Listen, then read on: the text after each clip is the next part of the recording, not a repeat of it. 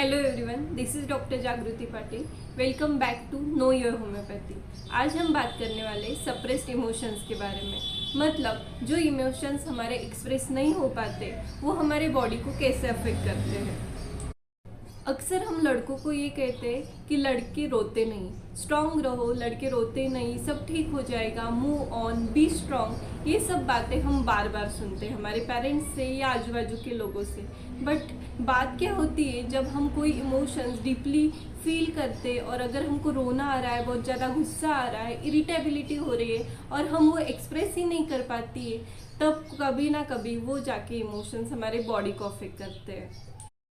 और जब ऐसा बार बार होता है, बार बार इमोशन सप्रेस हो रहे हैं, तो ये लॉन्ग टर्म में जाके बॉडी को अफेक्ट करते हैं। जैसे कि कोई मीटिंग में बहुत गुस्सा आ रहा है और कोई क्लाइंट बात सुन ही नहीं रहा है, तो ये इमोशंस एंगर का सप्रेस्ड होके गैस्ट्राइटिस में इरिटेशन करता है। जैसे कि एंजाइटी की वजह से बहुत सारे लोगों को डायरिया होता है, या तो एंगर पेशेंट में देखा जाता है कि उनको गैस्ट्राइटिस होता है। वैसे ही बात होती है सप्रेस्ड इमोशंस की। होम्योपैथी में दो टाइप के डिसीजेस होते हैं। एक होते हैं साइकोसोमेटिक डिसीजेस और ये एक होते हैं सोमेटोसाइकिक डिसीजेस। साइकोसोमेटिक डिसीजेस मतलब जो माइंड की वजह से बॉडी को अफेक्ट कर रहे हैं, और सोमेटोसाइकिक डिसीजेस मतलब जिस वजह से फिजिकल हेल्थ हमारी डैमेज है, उसी वजह से हमारा माइंड डिस्टर्ब हो रहा है। तो हम सप्रेस्ड इमोशंस को साइकोसोमेटिक डिसीजेस में डिफ्रेंशिएट करते हैं। हम अक्सर ये भी सुनते हैं कि डॉक्टर सारे रिपोर्ट्स करवा लिए, सब नॉर्मल है, लेकिन मुझे अंदर से फील होता है कि मुझे कोई बड़ी बीमारी है, मुझे अच्छा फील नहीं होता है, बीमार फील होता है, थकान रहती है और मैं पहले जैसा फील नहीं कर पाता। पर डॉक्टर के पास जाने के बाद सारे टेस्ट करवा लिए, कुछ भी एबनॉर्मेलिटी नहीं आ रही और डॉक्टर मुझे बोल रहे मैं बिल्कुल फिट हूँ। यही से शुरुआत होती है साइकोसोमेटिक डिसीजेस से। मतलब पहले बीमारी आपके माइंड में शुरू होती है, उसके बाद जाके सालों के बाद वो आपके रिपोर्ट्स में दिखती है, तब तक बहुत लेट हो जाता है। होम्योपैथी एक सिंपल बात मानती है कि माइंड और बॉडी एक ही सिस्टम का पार्ट है। अगर माइंड डिस्टर्ब होगा तो इवेंचुअली बॉडी भी डिस्टर्ब होने वाली है, और वाइसी वर्सा, जब बॉडी डिस्टर्ब रहेगी इवेंचुअली माइंड भी डिस्टर्ब होने वाला है। जैसे कि मैं आपको कोई एग्जाम्पल के साथ बताती हूँ। किसी अपने की डेथ के बाद या लॉस के बाद जो इंसान वो दुख एक्सप्रेस नहीं कर पाता है, या तो उसे शॉक बैठता है, तो उसके बाद से उसको डिप्रेशन या तो बहुत सारी बीमारियाँ जैसे chest heaviness, panic attacks, anxiety disorder, hormonal imbalance और क्रोनिक ग्रीफ में वो चला जाता है। क्योंकि उस टाइम पे उसका वो जो इमोशनल एस्पेक्ट था वो एक्सेप्ट नहीं कर पाता उस लॉस को। उसकी वजह से उसकी बॉडी रिस्पॉन्ड करती है ज़्यादा एंशियस होके, या तो हार्मोनल इम्बैलेंस और चेस्ट हेवीनेस, ब्रीदिंग डिस्कम्फर्ट। देखो, इमोशंस आपको बीमार नहीं कर पाते, लेकिन जब वो इमोशंस आप एक्सप्रेस ही नहीं कर पाते हो, किधर निकालते ही नहीं हो, तब जाके वो इमोशंस बॉडी में स्टोर रहते हैं। जैसे कि गुस्सा आना, बहुत ज़्यादा गुस्सा आया और आपने वो किसी के पास एक्सप्रेस ही नहीं किया ऑन द स्पॉट, या बाद में भी एक्सप्रेस नहीं किया, और वो आपके दिमाग में वो थॉट कंसिस्टेंट रहा, बार बार दिमाग में आ रहा है। तो ऐसे जो लोगों को एंगर इश्यूज रहते और क्रोनिक टाइम के लिए रहते, उन पेशेंट में ऐसा देखा गया है कि उनको जाके peptic ulcer, gastritis, high BP tendencies ऐसी बीमारी होती है।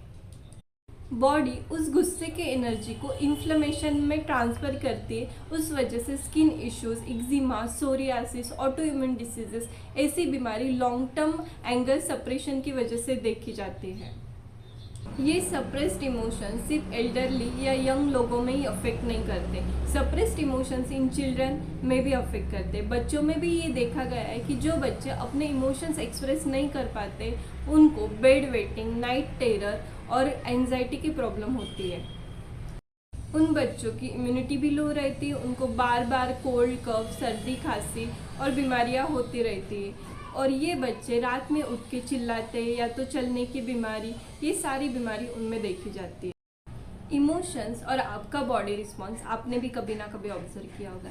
जैसे कि एंजाइटी की वजह से बहुत सारे लोगों को डायरिया होता है। एग्ज़ाम से पहले या कोई इम्पॉर्टेंट मीटिंग से पहले, इम्पॉर्टेंट इवेंट से पहले आपकी जीआईटी डिस्टर्ब होती है। ये क्यों होता है? क्योंकि हमारे इंटेस्टाइन क्या पेरिस्टालसिस बढ़ जाती है, क्योंकि माइंड एक्टिव होता है, माइंड का इम्पल्स जाता है इंटेस्टिनल ट्रैक को कि पेरिस्टालसिस बढ़ाओ। ये होता है एंजाइटी की वजह से।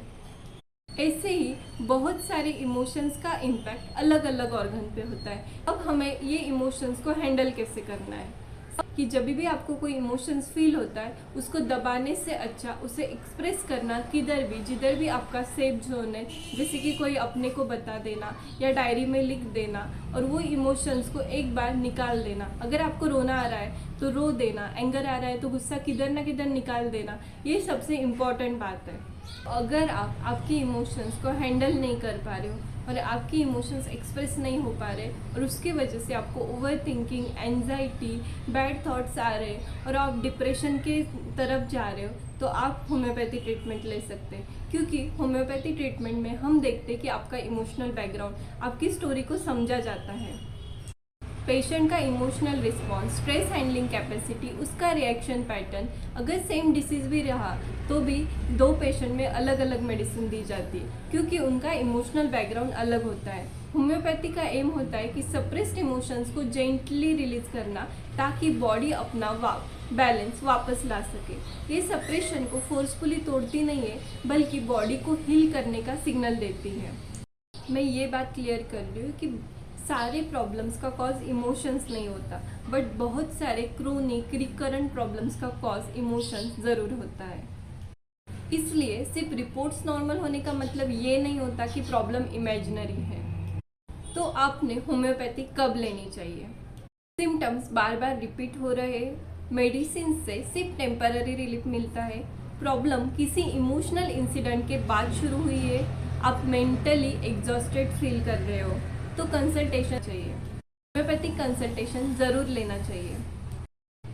इस सीरीज़ का एम ऐसा है कि अगर आप कोई इमोशनल सप्रेशन कर रहे हैं तो आपको भी पता चले कि आगे जाके वो आपके बॉडी को अफेक्ट कर सकता है। आप आपके बॉडी सिग्नल्स को इग्नोर ना करें और उनको समझ सके, इसलिए मैं आपको बहुत ही सिंपल लैंग्वेज में ये बात समझाने की कोशिश कर रही हूँ। तो अगर आपको ये वीडियो अच्छा लगा तो चैनल को ज़रूर सब्सक्राइब करें और आगे हम और भी डिसीज स्पेसिफिक इमोशंस के बारे में डिस्कस करने वाले हैं। तो कमेंट में मुझे ज़रूर बताएं कि आपको भी अगर कोई बीमारी हो रही है इमोशनल सप्रेशन की वजह से। तो मिलते हैं नेक्स्ट वीडियो में।